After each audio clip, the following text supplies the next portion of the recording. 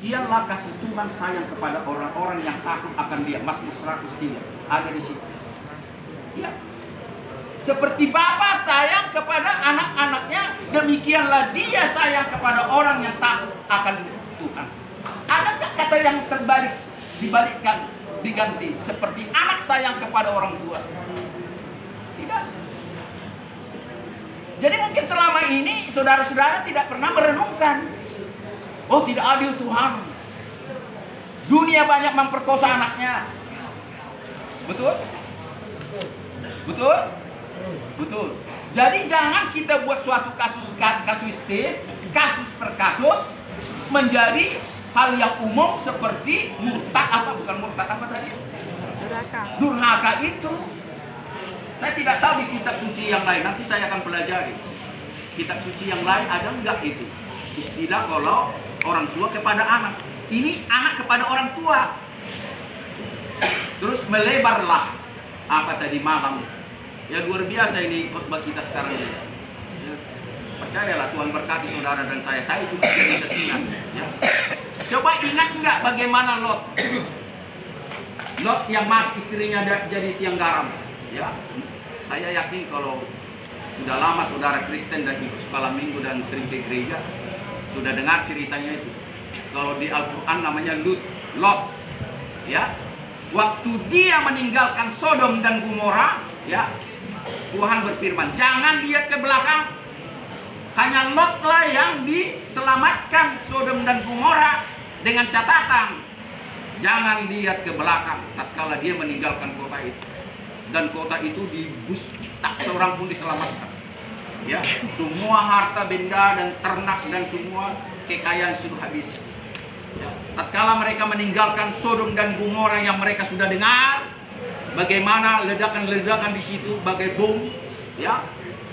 Istrinya tidak tahan melihat hartanya. Dia menoleh ke belakang dan jadilah dia jadi tiang garam. Dan sampai sekarang itu masih ada katanya tiang garam itu. Katanya ya, saya nggak tahu. Masih ada tiang garam itu. Yang mau saya katakan, tatkala Lot sudah meninggal istrinya, dia bawa putrinya 2 orang, ya. Datanglah putrinya di suatu ketika. Mama kita sudah mati, ya. Siapa lagi keturunan bapak? Tidak ada anaknya laki-laki. Sudah perhatikan ya cerita saya ini di sini. Tak usah terlalu lama nanti kita buka-buka. Ya. Bagaimana kalau kita tiduri bapak kita?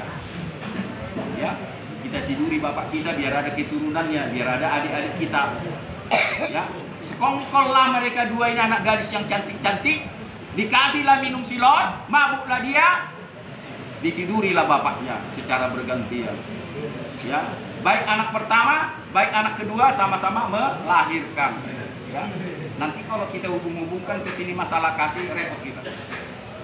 Ya, kita buka-bukaan ini kita harus yakini apa yang ada di dalam Bible ini. Jadi saya mau katakan, terkadang kasih menurut Tuhan ini kesimpulannya. Kasih menurut Tuhan tidak sama dengan kasih menurut manusia atau otak kita.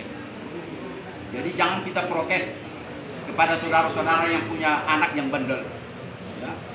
Atau anak-anak jangan protes kenapa durhaka sama kami, ya kan? Jangan protes seperti yang saya katakan, kenapa tidak ada istilah durhaka sama orang tua, sedangkan sama anak dikatakan durhaka. Ya, sama siapa kita mau tanya? Tanya aja sama Tuhan, tanya aja di sini.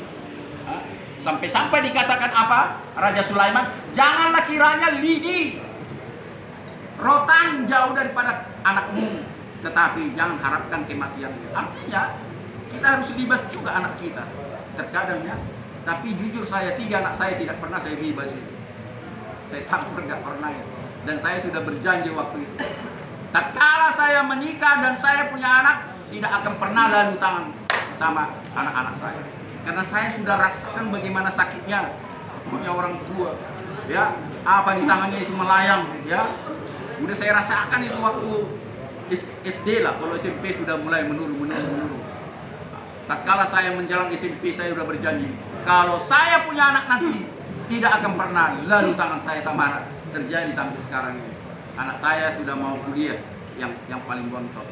Yang nomor 2 sudah kuliah, yang nomor 1 akan selesai tahun ini. Jadi tidak beda dengan saudara-saudara dan saya dalam keluarga masing-masing. Ada saja persoalan semacam ini. Ya. Terkadang pro dan kontra, bapak yang salah. Loh, Raja Sulaiman sudah katakan jangan jauh rotan daripada anakmu. Ya, anak saya nggak pernah bandel kok, pergaulannya bagus kok. Buat apa saya kasih rotan? Buat apa saya tempelin dia? Saya bilang, dia tidak merokok sampai sekarang saya tahu. Ukuran kenakalan remaja adalah rokok. Amin. Amin. Sekali lagi saya katakan, ukuran remaja sampai sekarang ada merokok atau tidak merokok. Sampai sekarang ini, anak saya tidak mau. Ya, bukan karena bapaknya mungkin tidak merokok lagi. Dulu saya memang sempat merokok 4 tahun, 3 tahun. Tapi tidak merokok lagi zaman saya mahasiswa. Jadi saya mau katakan kepada kita, sesungguhnya kasih, ya, kasih daripada Bapa di sorga itu, kasih daripada Tuhan kita itu kepada semua makhluk ciptaannya, ya, tidak sampai masuk dalam pikiran manusia itu. Tidak sampai kita memikirkan kenapa sampai diciptakan lalat, kenapa sampai diciptakan nyamuk, ya, mengganggu kita tiap hari. Ya, siapa yang tidak terganggu dengan nyamuk? Tidak ada yang mengatakan tidak terganggu, semua terganggu. Tetapi adakah saudara mengutuki nyamuk itu tatkala dia menggigitmu? Adakah saudara mengutuk lalat itu tatkala engkau diganggu dengan lalat itu? Kita kembalikan dari firman Tuhan, dari Kejadian, apa dikatakan? Setiap dia mencipta, dia katakan, aku melihat itu semuanya baik. Selalu dikatakan, aku melihat semuanya itu baik. Jadi jangan coba-coba lah. Terkadang saudara diganggu dengan nyamuk dan lalat dan sebagainya setiap hari. Jangan kau kutuki itu, sampai tikus pun. Sampai, apa itu semut? Tatkala saya bakar sampah, saya perhatikan kalau ada semut, saya usir dulu semut itu. Ya. Tergantung sama saudara. Kalau saudara bilang saya berlebih-lebih, silakan.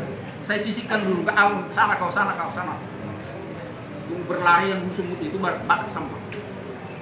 Itu saya. Ya. Kalau nyamuk ya memang saya bakar obat nyamuk. Dan sekarang ini terkadang 24 jam itu kelam.